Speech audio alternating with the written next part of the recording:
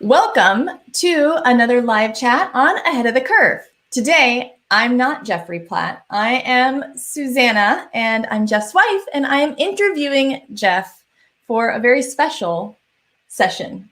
I think Geoff's a little nervous because I've not told him exactly what I'm going to ask him, but we're glad that you're here joining us for the chat. I think I have every right to be nervous. You probably do, yeah. So for the record, this is the first time that my wife has been able to kind of have me in front of a camera, and I'm at her mercy. Yeah. So this is going to be fun. So throughout this session, feel free to ask us any questions. You can ask questions that you would like me to ask Geoff. That could always be fun. Let's make him sweat. All right. Well, to start off with, I wanted Geoff to tell us a little bit about what he does now for work and, all that fun stuff. What do you do now, babe? Well, I work for a company called 7 Cents that's based out of the UK. I am working there full-time as their product manager for a new upcoming product, focusing on some new media server technology and new video technology, and focusing on a lot of the stuff that we talk about on the show. What do you like about that job? I really enjoy being able to explore new technologies. I really enjoy the ability to look into what's coming up next and really kind of talk to a lot of different professionals and people about what they're working on and the challenges that they face, and trying to figure out, how we can make better products and how we can make better workflows for them. It's your future brain. You always like the research in the future, right? New stuff. So what has brought you to this place? Oh, hi, Mark. Hey, Mark. What has brought you to this place in your career? Can you tell us just kind of some highlights of what types of jobs you've done in the industry in the past? So like so many others that have been on the show, I started in theater and fell in love with theater. And from there, a lot of my teachers always said that I should be on the stage, and they were trying to push me into a career path of being an actor. I've never been really good, or never felt really good about being on stage and in front of a lot of people. So I fell passionately in love with the behind the scenes stuff in theater, and worked primarily as a lighting and sound designer and technician, of course. And then I slowly just started working my way up from there and found myself inside of the video industry, working for different video manufacturers. And then you fell passionately in love with me, right? Sure. Yes, good answer. If he goes missing, then you know who did it. So one of the things I love to learn about Geoff that I don't get to hear enough, because it just doesn't come up very often, are some of the fun projects and gigs that he worked on in the past. Can you tell me, what would your top 3 favorite projects or gigs that you've done during your career? So I actually have a few pictures to share with everyone here. I always say that the gigs are never about the scale and the size of what you're doing, but it's about the people that you work with. And, you always kind of build a behind the scenes kind of family. There's so many people that it takes to be able to put these things together. And it's just so important to be able to have those bonds and those tight connections with those people that you work with. And it also just forms a tremendous support group. So I would say that a lot of the gigs that I've worked on that I hold and cherish really close to my heart are some of those where I just had the best working experience, with the people that I was working with. I've always been the kind of guy that is kind of plunged headfirst into using new technology. In a lot of cases, speccing new technology that I've never even used before, and had to try and figure out how to use it on site. I remember one show in particular where I got this brand new lighting console. It was called the Jans Vista when it came out, and a few of the folks that I know very well will be able to relate to this. Old one, huh? Yeah, it's an old one. Is it like powered by candles? have to make fun of you. It's my job. Oh, that's just me. Good. But yeah, this lighting desk was brand new on the market. It had just come out. It was built by a company out of Australia. And instead of learning how to use it before doing the gig, which I really should have done, I learned how to use it while I was on job site. And while I was in between programming sessions, I literally had the manual on my lap and I was skipping through pages, learning how to use that lighting desk while I was doing the show. So it was really nerve-wracking. I don't suggest it to anybody, but that was the way that I kind of learned. I just threw myself into the fire, and I still do that today, as you already know. All the time. All the time. Oh, hey, Christy. See, Christy said hi. Hey, Christy. Christy's awesome. She is like our amazing marketing person in the background. Yeah, who's been on fire recently. It's been awesome. She helps us actually stay connected and interact when life is so busy. So thank you, Christy. Oop. Now, did you say that you had some pictures? I did, yes. Sorry. Okay. I can add so it. I'm just going to share here. Whoop, sorry. I just said, you had to let me drive. All right. You're terrible at letting me lead. So this is Kayla. This is our daughter. My stepdaughter. Yeah, yep. Of 10 years. And this is her in front of a lighting console for the first time. So I just thought it would be a fun little picture to share that you can never be too young to start. She still likes mixing music and stuff like that. She does. I'm going to see if I can, I can't change pictures right now for some reason. I thought you were good with technology. Technical difficulties, folks. I can't even run a photo app. I thought you were good with technology, honey. Oh, what happened? I don't know.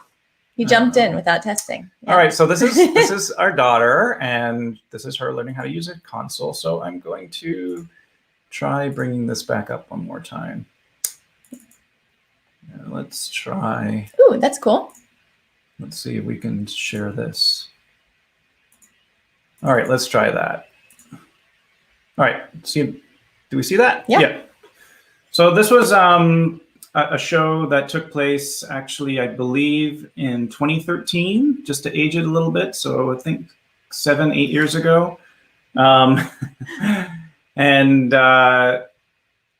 it was for a customer that I had done many shows for. This took place in New Orleans, and there was a lot of moving parts that were going on in here. The people that were producing the show wanted to have moving platforms, and they wanted to have parts of the scenery moving. So you could see the screens that are upstage, those actually went up and down underneath so that people could come out from behind them. And then the big circular part that's up in the air was actually a floating stage, and that floating stage would elevate and come down at different parts during the show. So it was really challenging. And then the little, they look like Christmas lights that are strung off to the right and left sides. Those were also a new product that had come out. I think it was called Soft LED or something. And of course, I decided I wanted to put video on it. So I jumped in headfirst into that and put little video pixels on it. It was kind of like more of a proof of concept, kind of an idea while doing a show. And I think that's like something that's important too for a lot of people that are working in production is you also don't be afraid to explore, new ideas and technologies, even on site, because sometimes it's the only time you're going to get a chance. Like a lot of the stuff is crazy expensive. So you might not have an opportunity to be able to, get it ahead of time to try it out. It might be the only place you could test it out. Yeah. So I tried to do it kind of in a more safe way, And then this was one that we did for the Comedy Network for BET.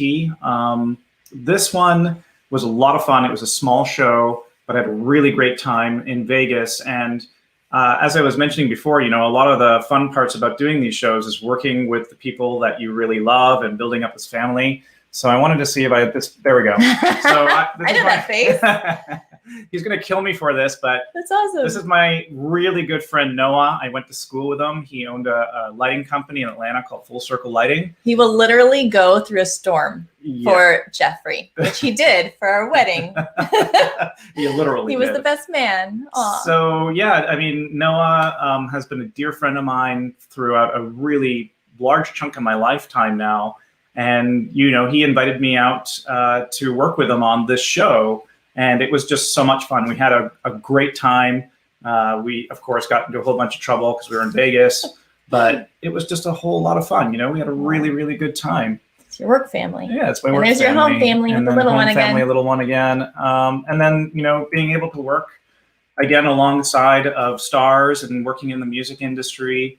I've been able to work on a lot of different shows with a lot of different artists, and a lot of it, behind the scenes, sometimes up front working with them directly, and a lot of times also working with them indirectly. And this case, actually, the big Next sign at the top, that was all custom built out of a shop in Toronto.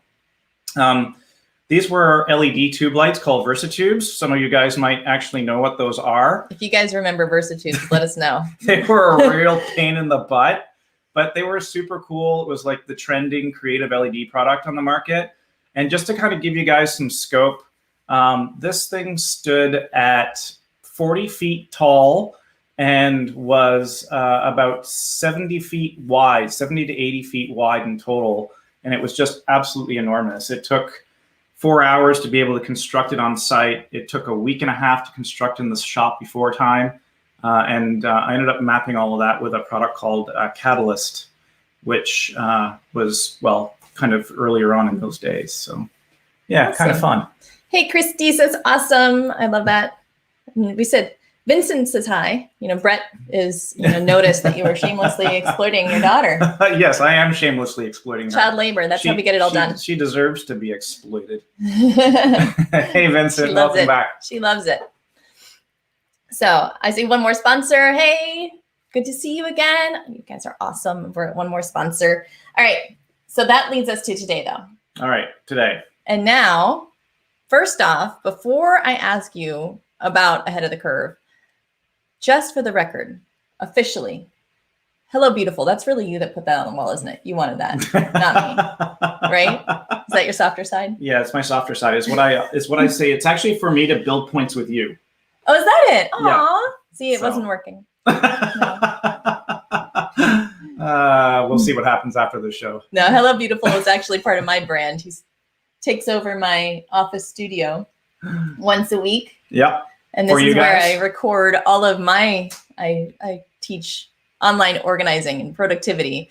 And this is where I tend to teach people. And the Hello Beautiful was already there. And we started ahead of the curve very quickly. So we started it with the Hello Beautiful still on the wall, and it's just kind of still there. So tell us in the comments what we should put on the wall for the live shows for Geoff instead of Hello Beautiful. I think he probably needs something different. Let us know what you think. We've been talking a lot about virtual production, and I've been talking to or speaking to a few companies, maybe a few people that have been on the show previously. We're not putting a green screen up permanently in my office. Oh, come on. Nope, not happening.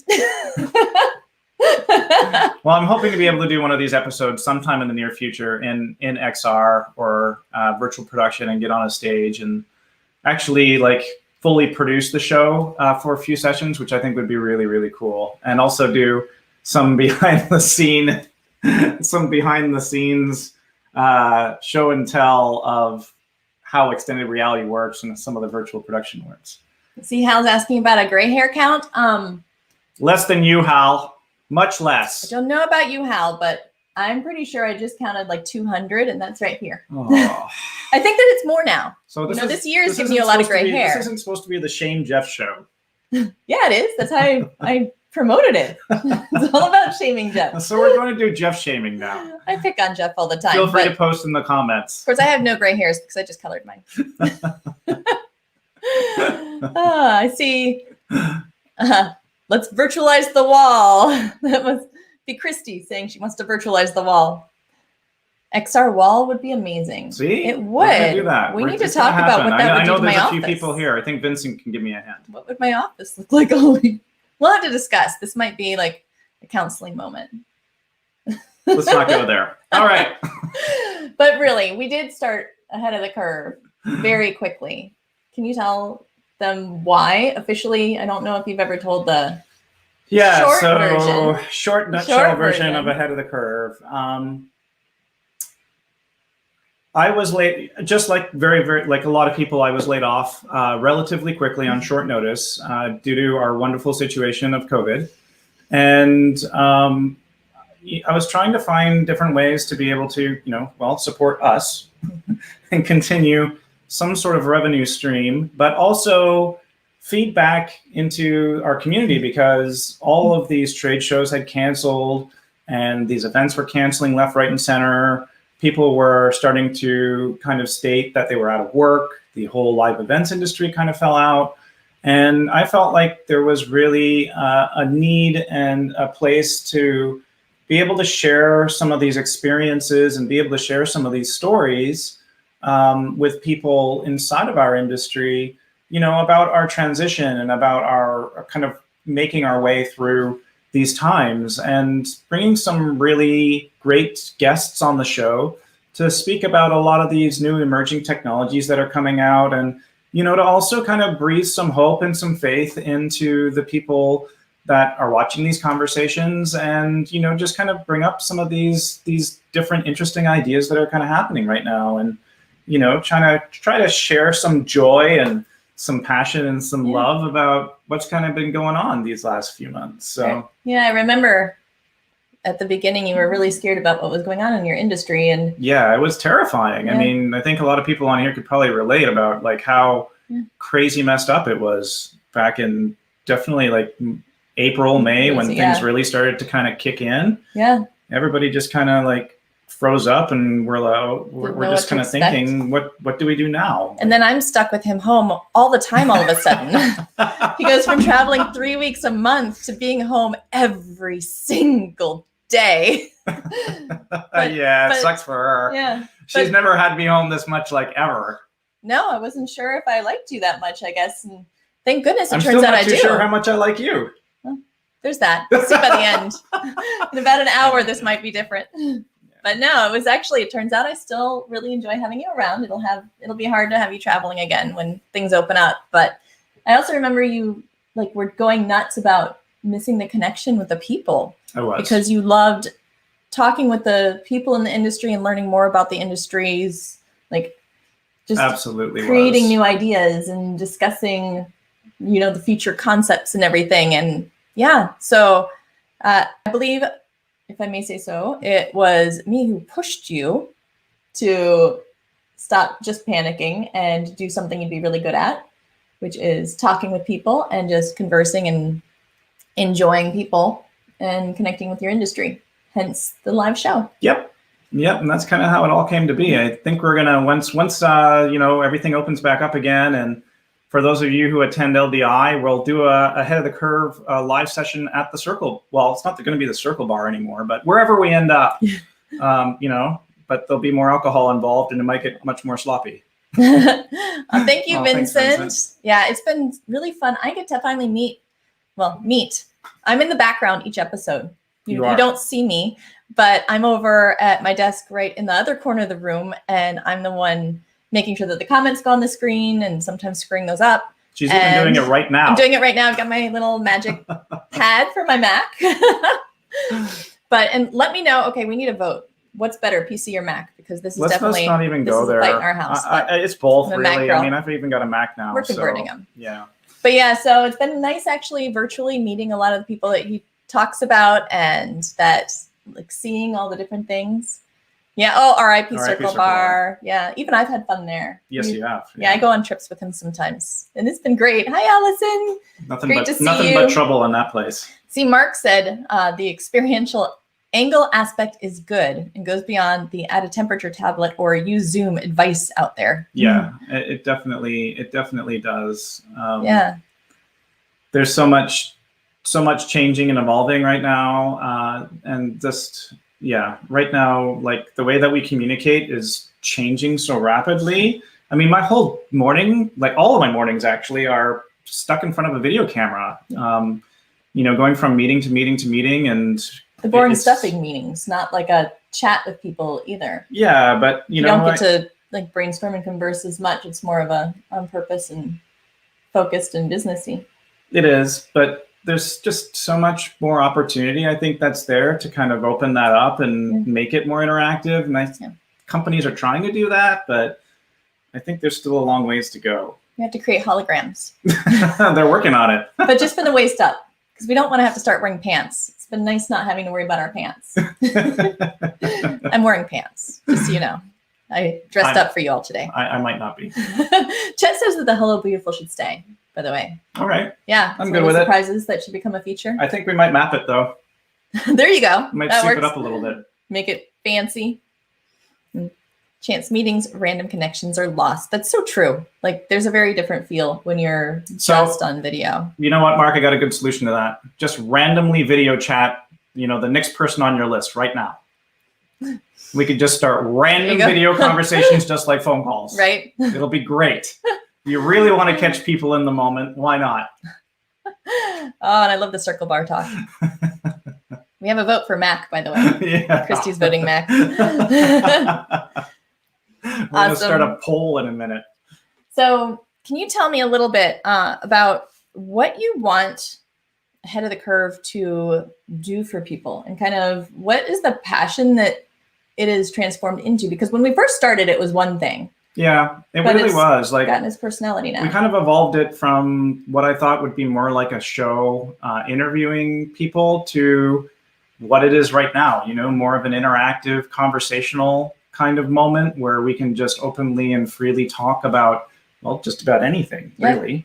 But trying to keep a focus around, our industry again, and talking about these different moments and projects and things that people are working on that are really kind of changing the way that people work right now, and kind of changing the way that we experience things. Because I think a lot of people are still very much interested in, what is going to lie ahead and how things are going to be kind of once we come through all of this.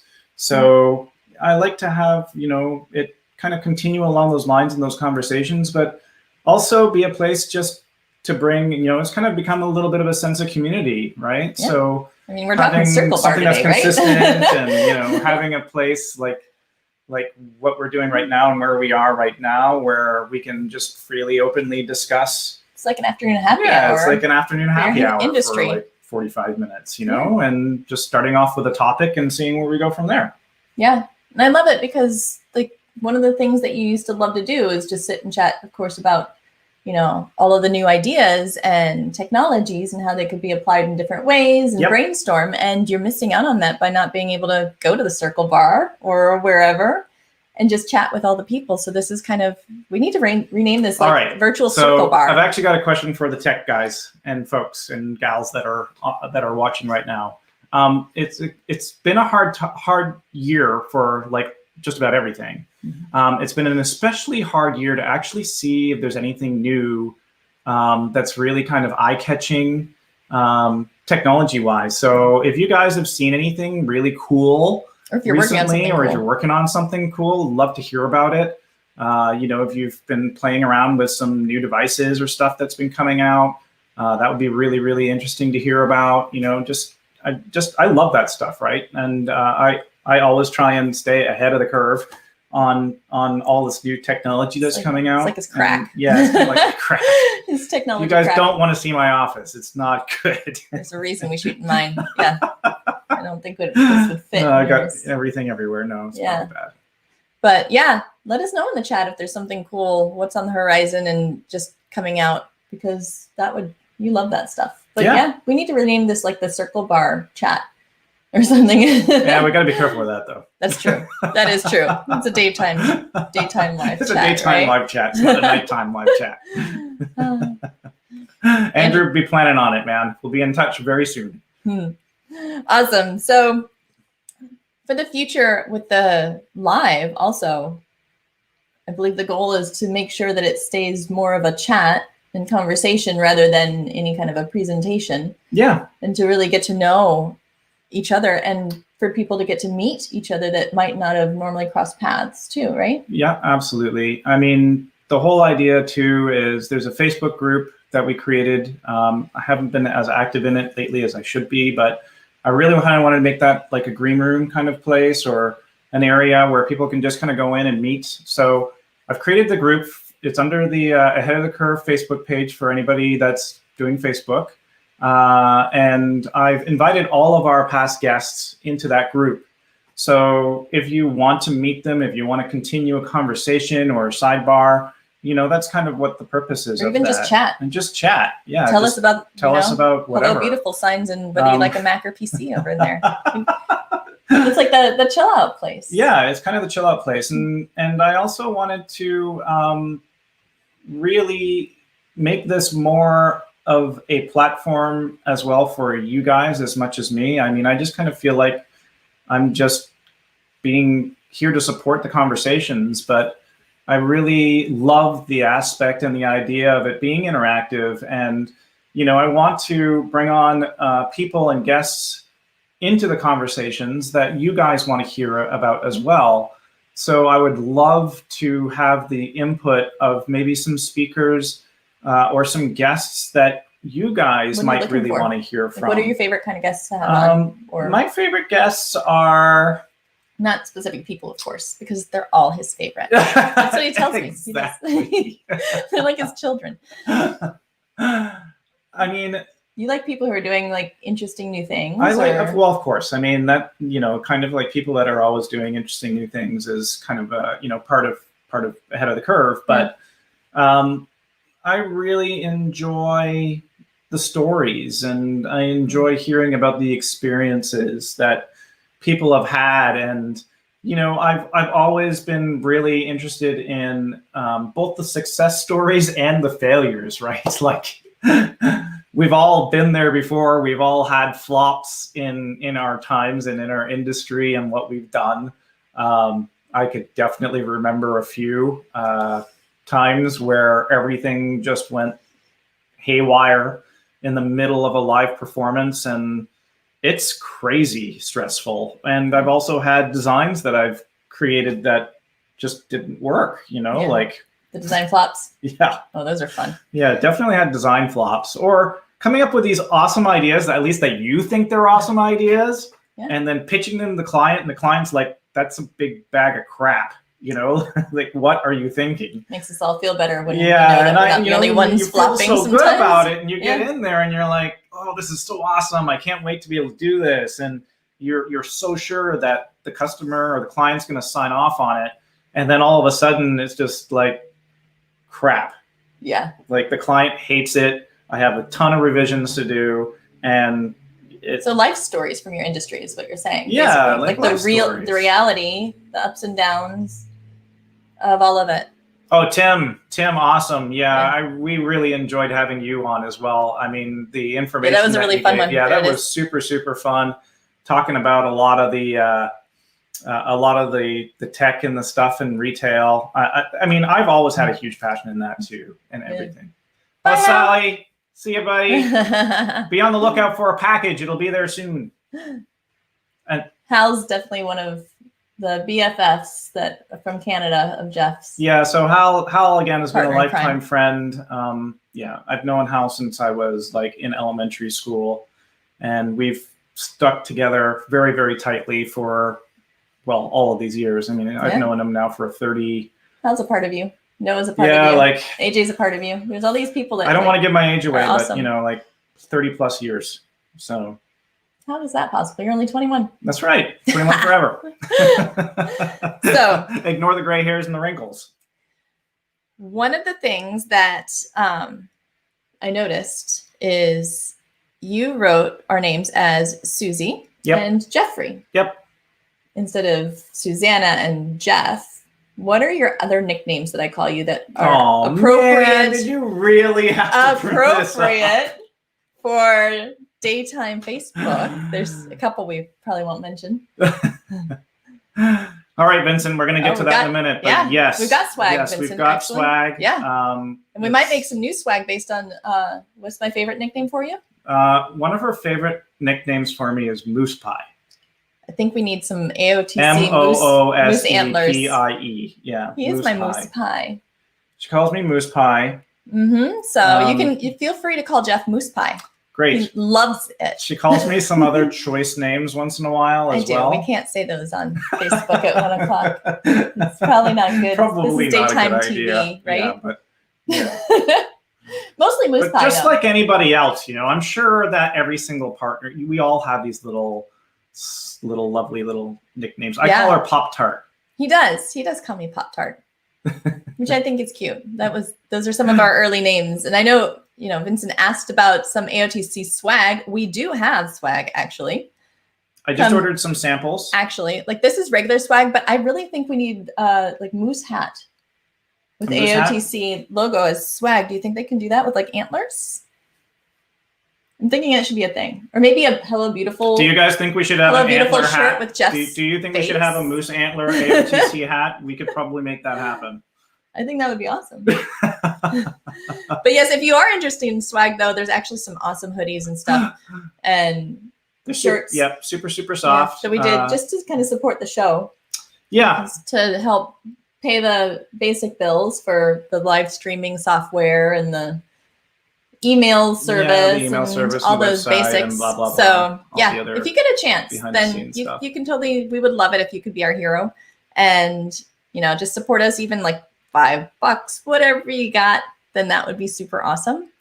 But you could get swag too if you wanted to. You don't have to get swag. If you don't want the sweatshirt, we won't make you wear it. Or a t-shirt or whatever.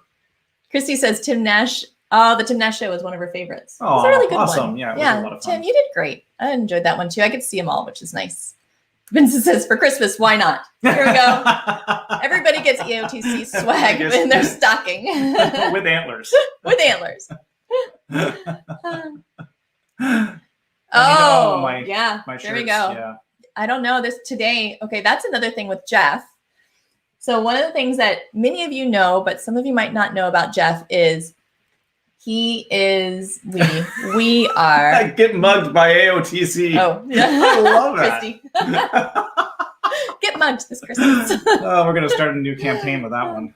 But one of the things about Geoff and me is that we are addicted to board games. And we spend way too much time in the evenings and weekends playing board games. But on this shirt, I customized this shirt. So it's got like a little... it's got like a D20, if you guys know what that die. is. Yeah. Got meeple. Got meeples. Little meeples. There's like a whole storyline on the back because I messed up and I did an iron-on wrong. There's a flamingo. A flamingo. But yeah, so I've got there's little 42. So this is one of his funkier, crazier shirts because I totally like ironed on random little board game and nerd references on his shirt. But Geoff and I both love fun shirts. Yes, we do. And I've been actually we give each other shirts, funny T-shirts. I've been kind of hanging on to the board game kind of tropical theme, I think, since we started. You've been very Hawaiian lately. Yeah, definitely. COVID made him Hawaiian short guy. Turned into Hawaiian. He's turned into like a 60-year-old man. Hal would beg, I was just about to say, Hal would beg it's due to age. Yeah. Allison really says, huzzah, board games. Yes, we're absolute board game nerds. We love it. That's why we can't actually shoot these in Geoff's office because it's so full of board games. There's no space. And Christy says flamingos rule. I'm a flamingo girl. I flock people for fun. She's been a flocker. My best friend and I used to own a flock of over 100 plastic flamingos, the lawn ornaments, and in the middle of the night we would put all of them on a friend's lawn and flock them. So that's where the flamingos came from. It was actually super fun. It was fun. I brought Geoff. Really loved it. Yeah. One of our first show up the next day and dates. I brought you flocking. You did. Yeah, I think it was like the third or fourth date. He's still stuck around, which is impressive. Flocking and car saran wrapped. Redecorating. I saran wrapped my goddaughter's car when she turned 18, and so she could not open the doors. It was all saran wrapped all around the car. It was really fun. I thought of doing a troubleshooting quartet game. Awesome. I think that would be super fun. But yeah, so what is your favorite weird, like fun shirt? That's a good question. I like really subtle things. I like wearing shirts and things that I always tell her this, but I like things that are smart. And smart could be, like little subtle nuances in shirts. So there's a black and white one that I wear that Disney created that's for It's the pattern of the Haunted Mansion wallpaper. Yeah, exactly. Yeah. And unless you really looked at it, you wouldn't really know what it was. So you like it's super mashups fun. too. I love mashups. Yeah, I love these nerd worlds collide. You love those t-shirts. Yeah, I was thinking about doing that for our industry too, like mashup shirts. Ooh, there's your swag. Different brands and that'd be fun. Different products. I think that would be super fun. That'd be super fun. Oh, there's a swag idea for you. Yeah, you never know. Yeah. But awesome. So make sure if you do want to find out anything from Geoff, it can be industry related, or you could be trying to embarrass him. You know which one I prefer. Feel free, let us know in the comments. Yeah. And after the show, even if you're catching this on the replay, then one of us will try to answer in the comments as well if you're watching the replay. But let us know. Christy says yes, and please add flamingos. Done. Flamingos should be everywhere. It's our what's it called when they have the little stuffed things when a brand has like a animal or something. What's it called, people? A mascot? Yeah, there we go. Mascot. Okay. My brain's going, So, what is the Should I be afraid? Always, Well, one of the things I always tell them is fear lasts longer than love. Yeah. And so try to keep them a little scared all the time. It works. What is one of the most interesting things going on in the technology field that you are looking forward to for the future? Like something that you think could be applied differently or that might change the industry or... So there's two things. One of them is the whole idea of LiDAR technology and computer vision becoming more and more accessible. It's kind of scary at the same time because you can literally volumetrically scan just about anything these days and be able to replicate anything in 3D, but it also opens up a whole different realm of what we'll be able to do in the future. Like what? Like being able to create virtual worlds really easily that are actually even photorealistic, like literally, let's just say going into Venice, Italy, and being able to volumetrically scan the entire city and be able to explore different parts of the city in real time. Or using these technologies for us inside of some of the stuff that we do, technologically is really challenging and very difficult to do. A lot of it relying on very complicated, maybe algorithms or complicated calibration techniques.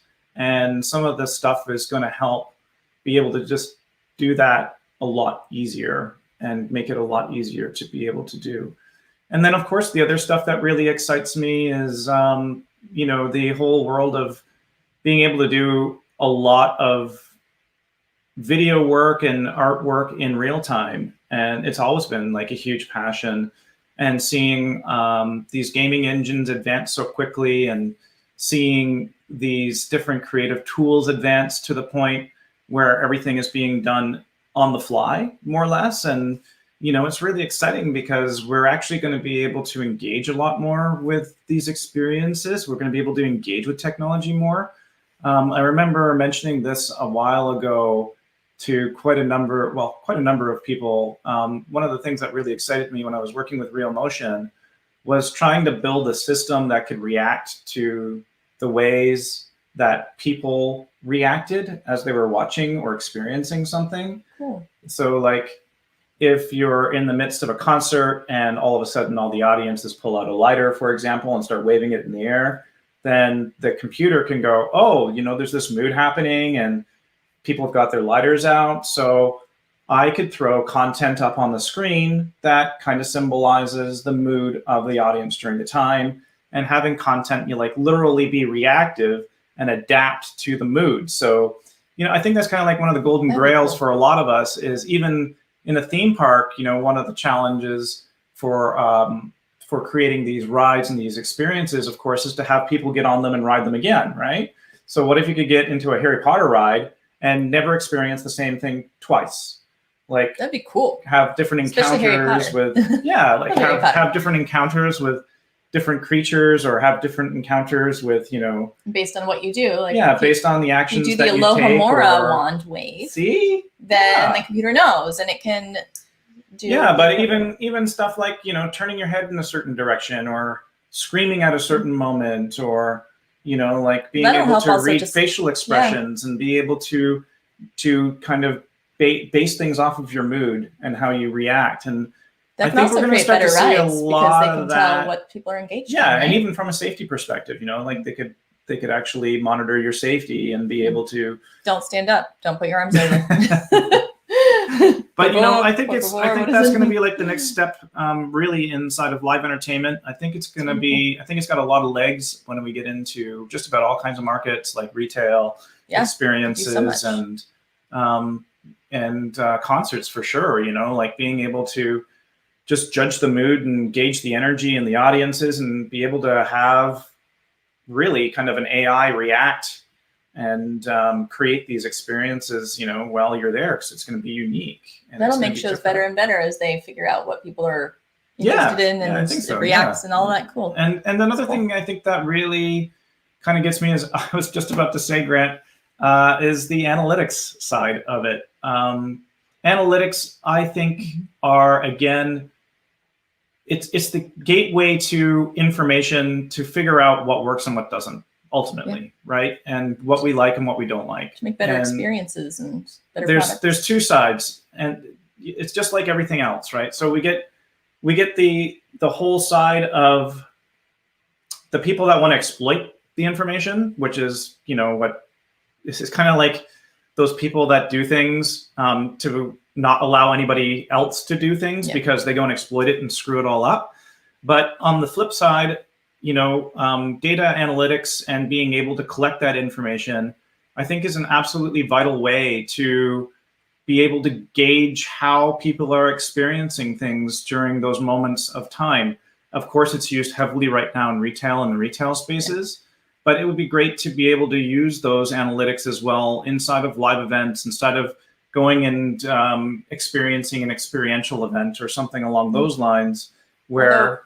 Like the Annapolis Film Festival is asking, what would that do for film viewing experience? How would that impact that? That's kind of cool. Yeah. That'd be a unique application. I would think that it'd be more like the 360 type of film, be able to bring in that, or what would you do? If you look at it from a story perspective, and you look at it, let's just say from a viewing perspective, as an audience member watching a film, or experiencing a moment, let's just say even for the first time, you know, there have been a lot of times where there have been closed screenings and kind of times where people will be brought in to experience something as a use case group to be able to see how they react. But if you use something like analytics, let's just say for a film where you can put a camera, say a forward front facing camera in front of the audience, you can start to gauge their reactions during certain moments of watching a film and or watching attention, a piece. Probably. And intention, and whatever their attention you'd be able span to gauge that, and and definitely attention span. I mean, that's another huge one these days, right? And you'd be able to gauge that and be able to use that to be able to adjust those moments, or let's just say, quote unquote, perfect those moments. Yeah. You know, where you've got the highest impact for the engagement, for the experience. Andrew asked about, with analytics, do we run the risk of getting cookie cutter shows that are trying to just go mainstream? Do you think it makes it more bland and everybody will be the same? Or do you think that it gives us more insight and allows us to create more? So the way that, that's a really great question, Drew. That's a really good question. Again, I guess a thought on that would be that you can't use analytics. Analytics have to be ongoing. That data has to be looked at in an ongoing basis.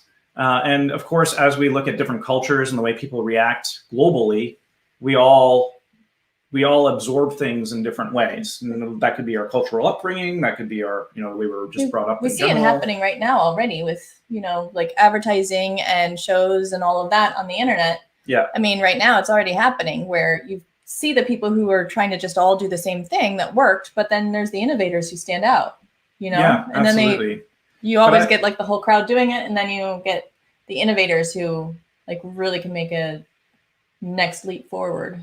I feel like it's again, it's dynamic. It's like dynamic analytics. So being able to be agile and being able to analyze that information, maybe not on a daily basis, but being able to analyze that information on an ongoing basis to make those changes and adaptations as you are, and innovate. New ways. I mean, that's going to be one of the interesting things as AI becomes more mainstream especially inside of our industry, because it's kind of just being touched upon, but it's not really being used heavily for creating experiences as a whole. But, though I think that information is going to help, and those libraries are going to help be able to, generate better experiences as we move forward and custom tailor those experiences, which I think is going to be really important. And of course, Andrew just brought up what we all think as soon as we talk about data collection and monitoring this is the whole, what is the worst case scenario and protecting ourselves with having that much data collected. So there is truth to that, right? There's definitely truth to that. Are there ways that we can collect the data without really stepping on privacy toes, as far as maybe not attaching it in any way to something identifiable for the person as an individual, just kind of as a group? I think that's a great question. That's right. Privacy is a tough one. I mean, it's been tough for everybody everywhere. We, as technology users, every single one of us, we're signing waivers, basically releasing our rights for privacy everywhere we go. I mean, you're all on like social LinkedIn media or platforms, YouTube LinkedIn, or Facebook wherever, right now, right? So we've all signed away some of it. Underlying policies, and there's all underlying agreements that relinquish our own personal rights to some of the privacies that we have. We just need to make sure that we know. I wish they'd make it clearer what you're giving away without burying it in a privacy policy and such. Grant, I would absolutely agree that we have to think of it as a tool at the low end to be used to facilitate those levels, for sure. Yeah. And then definitely automating the mundane tasks, because let's be serious, who wants to continue doing those, right? There's swag. We're back to swag. We're back to swag. AOTC so now, tinfoil hats. Tinfoil hats we have to create, and moose hats if there's a takeaway from this show. I think we might need to give royalties to Andrew off the tinfoil hats. I think that'd be awesome. We're going to make some tinfoil hats. Fred said faith and Zuck. Yeah. I think we do. I think the big thing is I wish that we, as creators and people implementing this, the more you can be clear about what you're collecting and how you're using it and how you're protecting it, I think that's one of the ways to help people feel more comfortable. Yeah, I also think that, so ditch the whole. I also think that transparency is really important. Like, I don't know about for you guys, but for me, when I work for companies and I work in general, I really appreciate transparency about how things are going, how companies are doing, whatever. Don't bury it in a long document. Exactly. Yeah. Like, I mean, even if you're going to go to a concert and they're going to be using video cameras to shoot you, or they're going to be using, I should not use that word, but if they're going to be using, I don't want to go to that concert.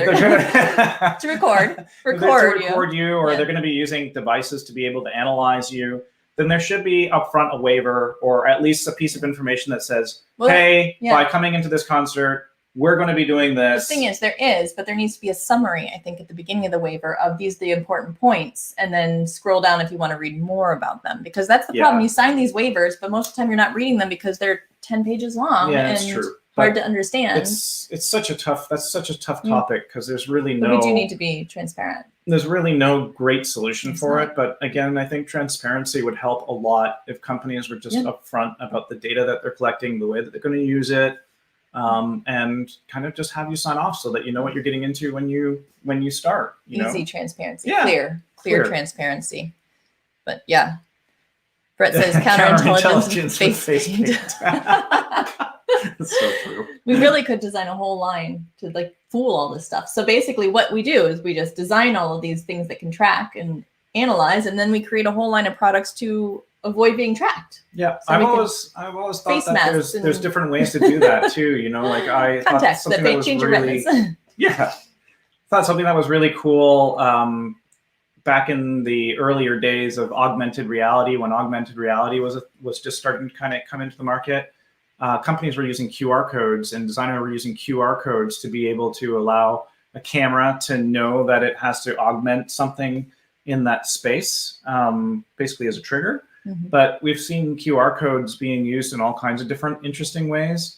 And I still think that there's actually a place for that. Like even from a privacy perspective, maybe there's a QR code or something that a camera could pick up and go, oh, okay, well, this is the information that this person is allowing me to have, you know, or something along those lines that you can use to track really easily. So yeah, that would actually, just an idea. That would be interesting. I don't know how that would work. That would be very complex, Well, but there's probably technology that there's can computer start to do vision it. now too. Computer vision's just come so far that a lot of these cameras can, again, pick up your face, but we're trying to avoid that. So if there's another thing that they could pick up that might not be your face, they can say, hey, all right. Yeah, like Grant said, a data collection reform. Yes. Yeah. Yeah. But that would be kind of that centralized place where you that's could. going to happen one way or another eventually. That would be really nice. Set it in one place. This is what you're allowed to do. Yeah. But then they'll probably want to tattoo barcodes on us. Well. And then there it all goes again. Now we've been tagged. You've already tagged me. Yeah, I have. I've got a microchip somewhere. I'm sure of it. I didn't think you noticed. You cannot disappear. Oh, well, we're about to wrap up. It has been a lot of fun, actually. Is there anything else that you wanted to tell people before we do wrap up? Well, I just, again, I want to tell everybody how great this experience has been. I never thought that we were going to come this far, and I never thought that this was going to be where it is now. And it's been an amazing experience with you. It's been a great journey week after week, having you guys part of these conversations. And I really hope to continue moving forward, bringing some really interesting topics and conversations, you know, ahead. We've got some cool people lined up. Yeah, and I love the organicness of it, and I love telling you all to stay ahead of the curve every week. Yeah, over and over. Oh, you're so welcome, Tracy. Hi, Tracy. Hi, Tracy. Yeah, it's our absolute good seeing you, pleasure. Brett. So this awesome. has been so much fun too. I mean, it's just been so great having you all here with us today, and you know, having members and guests the past shows joining us with the conversation today, and past events. It's just been a lot of fun. It's been great. Yeah, this is really nice. And finally, you get to see, you know, who's behind the scenes. Yeah. So I'm usually back there. Who's ripping her hair out every week and yelling at me for not posting last minute marketing materials. Absolutely. And stuff like that. Yeah. Oh, well, before we go on, actually, that was one of my questions that I was going to ask you. What do you think is one of the quirks about you that people probably already know, but maybe if they don't, they should know? What would I point out as one of the endearing?